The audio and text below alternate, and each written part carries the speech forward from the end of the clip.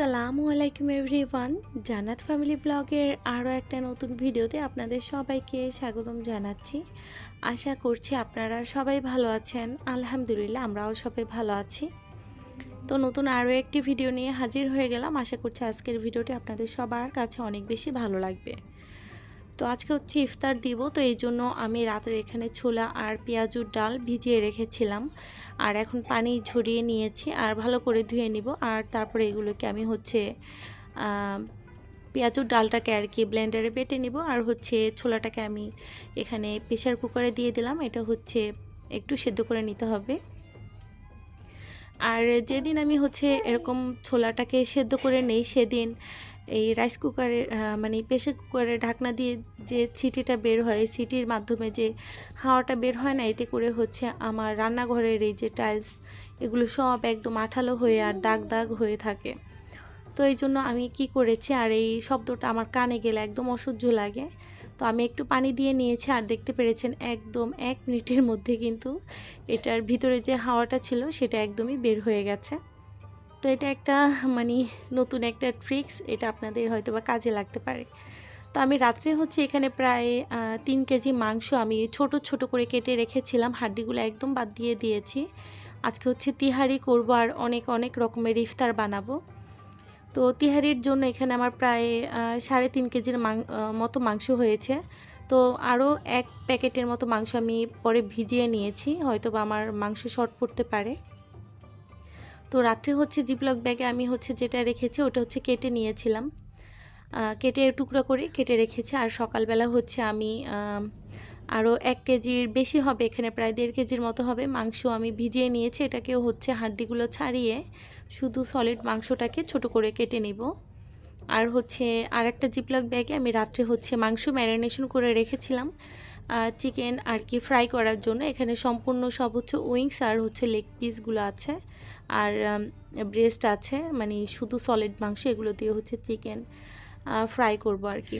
তো শুধু আমাদের এই ফ্ল্যাটেরই কয়েকজনকে ইফতার করাবো, আর মুস্কানের আব্বুর কলিগ আর ওনার অফিসের কয়েকজন ফ্রেন্ড, মানে কলিগ আর কয়েকজন ফ্রেন্ডকে আর কি ইফতার করাবো।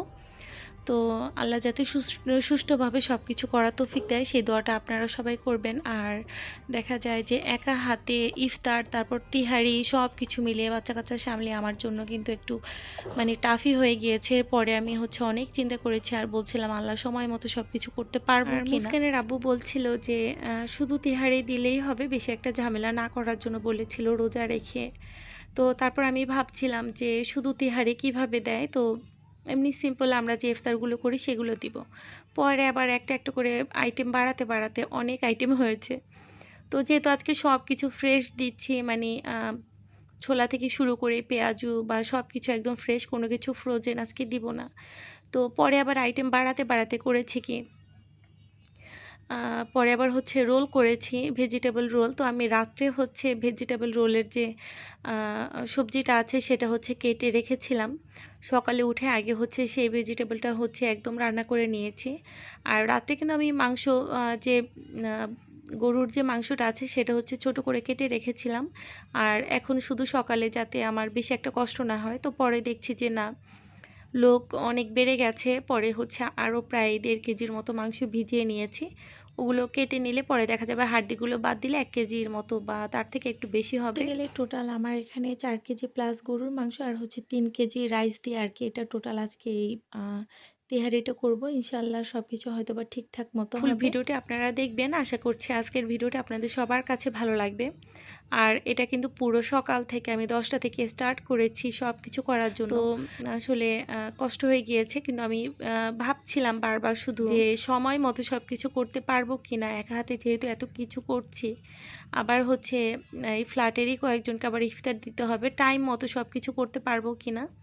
তো আমার একটা টার্গেট ছিল যে আমি 4টার মধ্যে সব কিছু কমপ্লিট করব, যাতে করে সব কিছু প্যাকেজিং করা, তারপর হচ্ছে আবার হচ্ছে বাড়িতে বাড়িতে দেয়া, মানে আমার জন্য আর কি সব কিছু যাতে সহজ হয় আর তাড়াতাড়ি সব কিছু টাইম মতো পারি। তো আলহামদুলিল্লাহ সব কিছু টাইম মতোই হয়ে গেছে।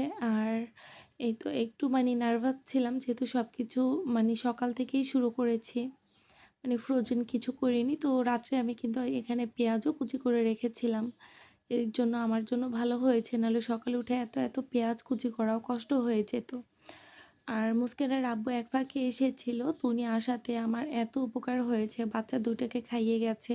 আর আলু ম্যাশ করতে বলেছিলাম, তো আলুটাও হচ্ছে উনি ম্যাশ করে রেখে গেছে। তো এই আর কি। তো এখানে হচ্ছে আমি পেঁয়াজু তারপর হচ্ছে ছোলাটা কিন্তু বসিয়ে দিয়েছি, দেখেছেন।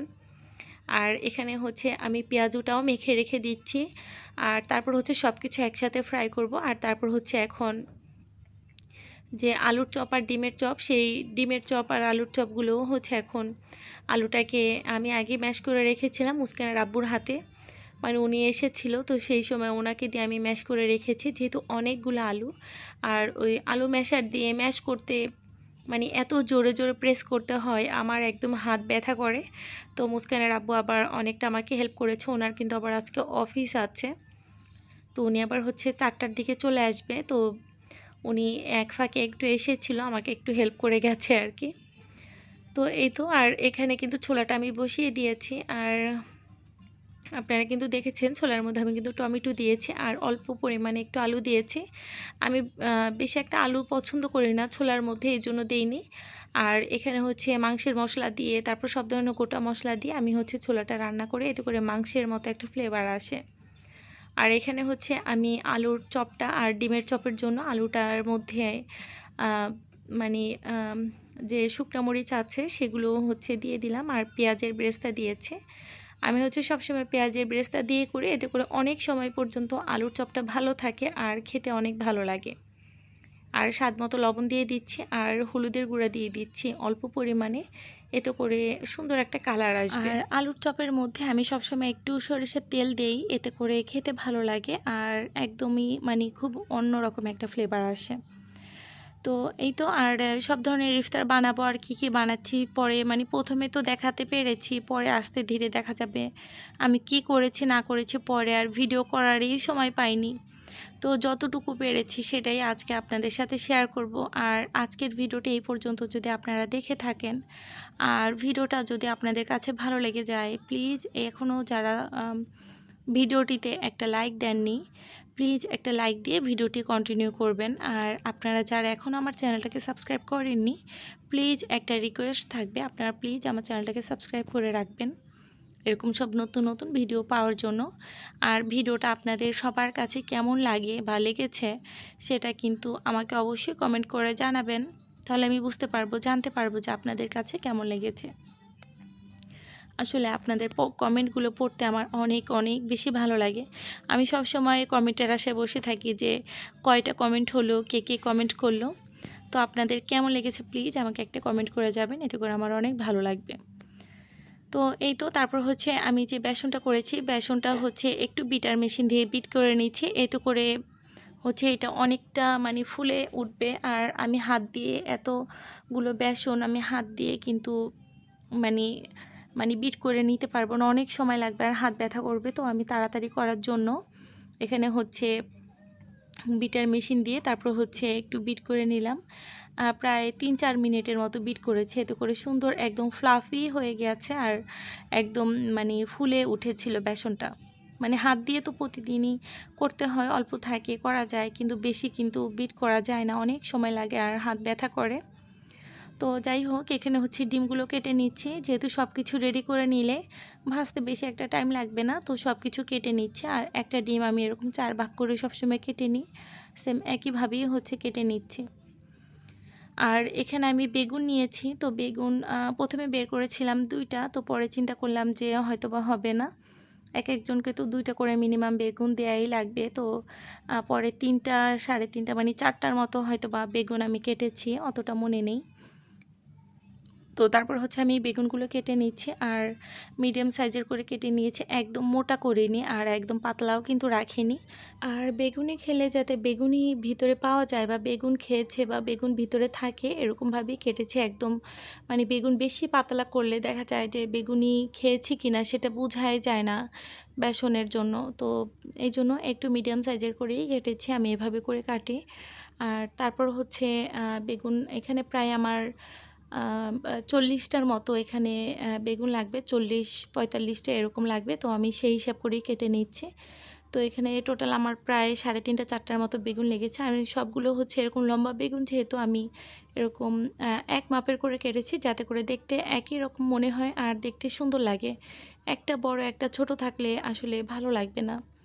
তো তারপরে এগুলো খুব ভালো করে আমি ধুয়ে নিয়েছি, পানিটা ঝরিয়ে রেখেছিলাম। আর তারপর হচ্ছে এরকম চালনির মধ্যেই রেখে দিয়েছি, যাতে করে পানিটা ঝরে যায়। আর অল্প পরিমাণে লবণ দিয়ে খুব ভালো করে একটু মাখিয়ে নিচ্ছি, নাহলে বেগুনটা একদম পানসে লাগবে, খেতে ভালো লাগবে না। তো আর এখানে যে গরু মাংসগুলো মানে সকালে বের করেছিলাম, সেগুলোকে কেটে নিয়েছি। এখন সব মাংসগুলো একসাথে আমি ভালো করে পানি দিয়ে মানে ধুয়ে নিলাম।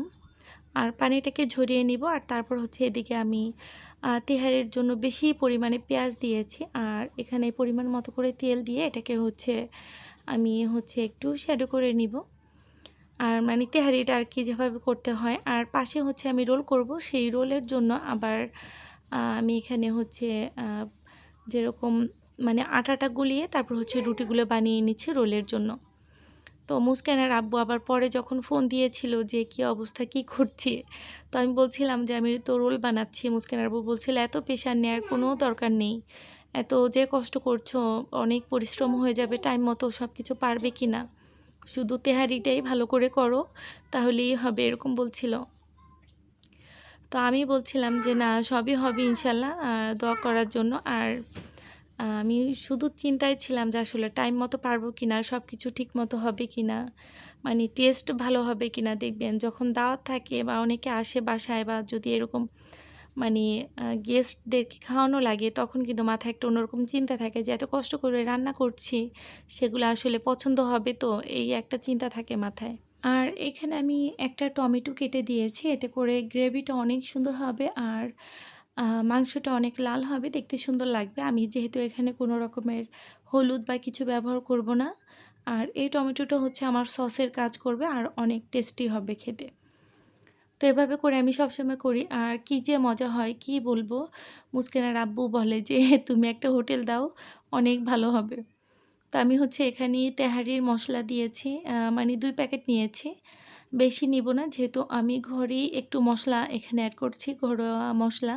তো এই জন্য আর বেশি মশলা দিব না। আর রমজানের দিন দেখা যাবে বেশি স্ট্রং ফ্লেভার হলে ভালো লাগবে না। আমি এখানে 4 কেজি মাংসর সরি 3 কেজি চালের জন্য আর কি তেহারিটা করছি। এখানে গরুর মাংস আছে হচ্ছে 4 কেজি। তো সব কিছু মিলে এখানে কোনো আমি হাড়ির মতো হাড় আছে, মনে করেন 3-4টার মতো হাড় আছে। আর বাকি সবই কিন্তু আমি এখানে মাংসই ব্যবহার করেছি। একদম ছোট, ছোট একদম টুকরো করে ফেলিনি। মিডিয়াম সাইজের করেই রেখেছি, এতে করে খেতেও ভালো লাগবে আর প্রতিটা বাইটে, বাইটে যাতে মাংস পায়। তো আমি চেয়েছি যে মাংসের পরিমাণটা একটু বেশি হোক। আর আমি প্রথমে আলাদা একটা পাতিলে ভালোভাবে রান্না করব, তারপর হচ্ছে বড় পাতিলে রাইসটা দিয়ে তারপর রান্না করে নিব।